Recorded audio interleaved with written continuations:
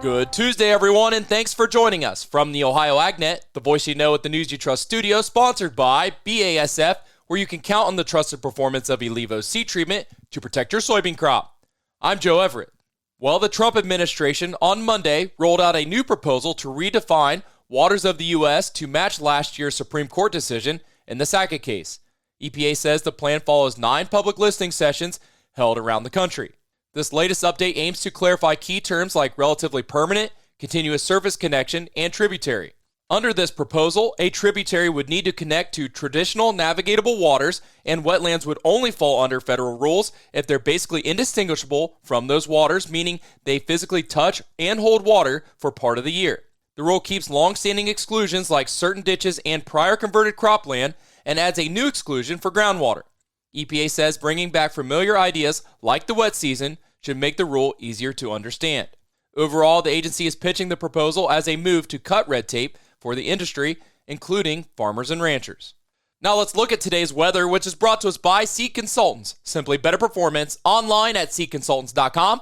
Here's the forecast. Keep the umbrella handy here this afternoon. I'm Chief Meteorologist Ryan Martin. Quick forecast update for you here. We have on again, off again scattered showers that will be with us through sunset. Tapering off then as we approach midnight, and I think we put together a dry day tomorrow. I think we can see another few hundredths to maybe half an inch of precipitation yet today.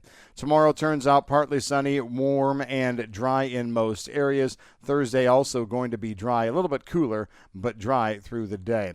Moisture comes back Friday into the weekend in central and southern parts of Ohio, where we can see 1/4 to 3/4 of an inch of precipitation, nothing north of US 30. I'm meteorologist Ryan Martin. Hey, thanks, Ryan. Stay tuned. We'll be back with more after this. When you're buying seed, there's more to a transaction than money. You're exchanging time and trust, hoping each decision adds up at harvest. Seed Consultants sales professionals don't take that lightly. With products made to excel in the Eastern Corn Belt and agronomic knowledge that stands up to the test, we're all about the same things you are: reliability and results. Buy into a better seed experience. Visit seedconsultants.com to view our corn and soybean lineup. Well, there's a new exciting complex coming to Ohio State's campus. Our own Ty Higgins has the story. Just weeks before it'll be ready for students of Ohio State's College of Food, Agricultural, and Environmental Sciences and the general public, Ohio AgNet got a behind-the-scenes look at the new multi-species animal learning complex, otherwise known as MALC. Dr. Graham Cochran is Associate Dean for Operations at the college. He told me more about this $60 million project and the purpose behind its creation. It starts with some of our students, but also welcoming the public here to have some conversations about what animal agriculture looks like. As you and I look at the skyline of downtown Columbus and the Horseshoe, what a fantastic location to have those conversations. The other thing that leads us into, though, is how important it is to expose young people to careers in agriculture. And so that's going to be an important part of what we do here, is getting young people a flavor of all the kinds of neat things you can do in agriculture and animal agriculture. As you might imagine, when you have multi-species of animals in one location, biosecurity is top of mind. Cochran talks about the processes put in place to make sure the animals at the facility and visitors as well are safe. We've spent a lot of time thinking very carefully about how we set this up. Putting a swine barn and a poultry barn on the same complex is nothing you would think about doing in industry. But we spent a lot of time, got a lot of input from experts like in the College of Veterinary Medicine, industry experts, developed a pretty robust plan, and developed a lot of measures that are specific to this facility that you wouldn't see somewhere else, but we needed it to make it safe here for people and animals. Get a glimpse inside this new facility with a video online now at ohioagnet.com and on our YouTube channel. I'm Ty Higgins reporting. Hey, thanks, Ty, for the update. Now let's check in to see what's driving today's markets. Here's Ryan with Lice Mercantile.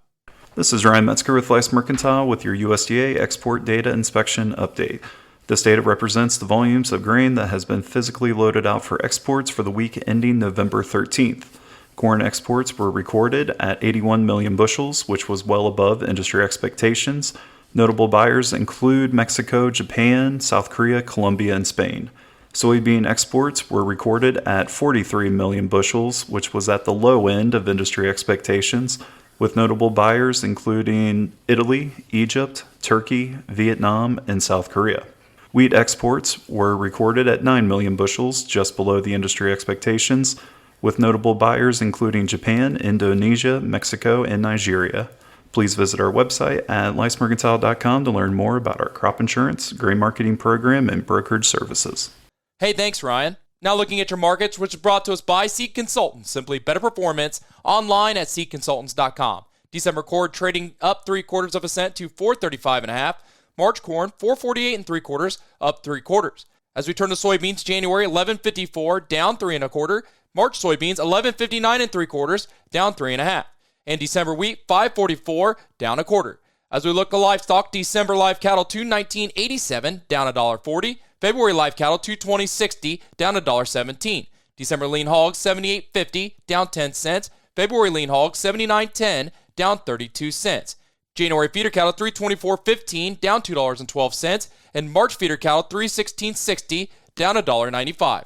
Thanks for joining us and have a great day, everyone. This is the Ohio AgNet.